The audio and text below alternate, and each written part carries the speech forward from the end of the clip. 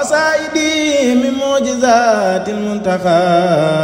صلى عليه من هداه وانتقى هاجت قصائدي قلب كل من له سعادة ولن خاد الأمن wa rahmatullahi taala wa barakaatu ñu ngi leen di nuyu baax di leen siyaare di leen ñaanal jàmm di sàkku ci yéen nuyoo bi dañuy jiital Cheikh Mouhamadou Mountakha Mbacké di ñaan suñu borom yàggal ko fi téewal ko lool ci liggéey bu am solo bi am te nas na ko ci yoonu murit muy bis bu am solo bi muy sunni xasida bi ñu amal tey jii le 13 juillet 2023 fii ci Touba di am bu ngeen gisee jataay bi nag macha allah di jataay bu am solo di liggéey bu am te tamit sëriñ bi nos na ko ci mbooloo yi xam naa loolu sax ci lañuy gis ci jëkkante ci laaj bi si Cheikh Sène mi am te ñu doon toogal ni bokk ci am te ñoo yore culture bu fédération Safina Amaan bu Kéré Mbay moom lay jox kàddu gi rek xam naa mu dolli ñu ci bu baax a baax jataay bi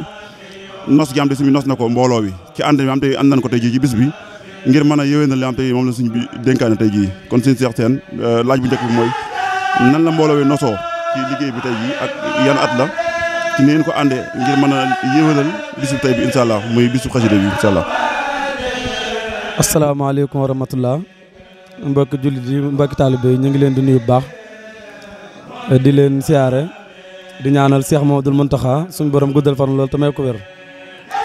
ñaanal borom ëtt bi ñu nekk di sëñ Ahmadou Makhtar Mbacké suñu borom guddal fan loolu te may ko wér ba li mu yéene liggéeyal Cheikh Moustapha lépp suñu borom defal ko ci lu kawe. mu mel ne ñoo ngi fii Daarul Xuddoos tey ci fi ñuy wax bayti ci biir kër gu mag gi di fi dundalee ndigal li nga xam ne moom la Cheikh Mouhamadoul Mountakha joxe mel ni mbokk mi wax ak yéen mooy Cheikh Sène jiitu commission culture bu fédération Safina Amaan waaye ñu ànd koog daayira fédération Wilaya ak ñaari guddi Ndakaaru ak Mafatul Bisri fas yéene dundal bis bi nga xam ne moom la Cheikh Mountakha Mbacké joxe ndigal jafe nañ ko nañ ko santaane bañ xëyee lañ ko tàmbali waaw loolu kon xam naa tey jii ni ngeen ko gisee rek ci Cheikh Sène ni nga ko waxee maanaam tey jii ngeen taxaw fi yore wàllu njàng alxuraan mi nan ngeen tëral tey programme tey jii ci bis bi ngir ndigal li ngeen mën koo mën a mot ni ko suñu bëggee. waaw mel programme bi niñ ko nose rek mooy dañoo tënkoon ne ci mbaar mi li waalu am di ak fii ci biir bayti mbaar mi ne ci biir bayti ak waa ñaar guddi Ndakaaru kër Sëñ Abdou Dieng barab bu ci nekk rek ñoo fa ay kuréel waaye nag daat fay amal njàngum durus yàlla dogal na ni fii ñu ne ci bayt nag njàngum durus mi ñoo ko jiite ak njàngum kuréel yi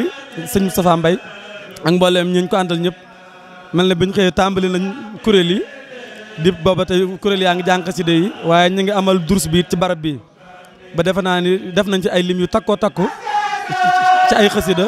ngir fas ko yéene jëfe ndigal li nga xam ne sëriñ bi joxe na ko incha allah. kon maanaam ànd bi muy ñetti kuréel yi am te ànd nañu fàttali leen ko mooy fédération Safina Amaan bu Kéré Mbay ak Wilaya kuréel mu Mafatul Bisri ak ñaari guddi Ndakaaru yi ñoom la sëñ bi boole woon ci bisu xasida yi am te moom la njëkkan def ba léegi nag loolu la ñuy wéyal nii kon moo waral jataay bi suñu Cheikh Sène kii ngeen doon jàkkaarloo ci kàddu gi mooy rek culture bu Kéré Mbay kon ñi ànd boobu muy ànd bu rafet ñu ñaan suñu borom subhanahu wa taala ànd bi yàlla na ko suñu borom dëgëral kon site bi ngeen tey moom ngeen àndal tamit di seetaan muy Wilaya TV bi ñoom it ñu ngi leen di gërëm bu baax a baax ci taxawaay ndax lépp am te seq nañ ko ci wàllu kër gi ak lu am tey moo kër gi soxal ñoo koy ànd muy lu rafet lool kon ñi ñaan suñu borom defal ñu tawfiq defal ñu xéwal loolu la leen fi jëloon tey kon jërë ngeen jëf salaamaaleykum wa rahmatullahi wa barakatuh qasaidi min mujizatil muntaqa salla alayhi man hadahu wantaqa hajat qasaidi qalba kulli man lahu saadatan walin xaadal aman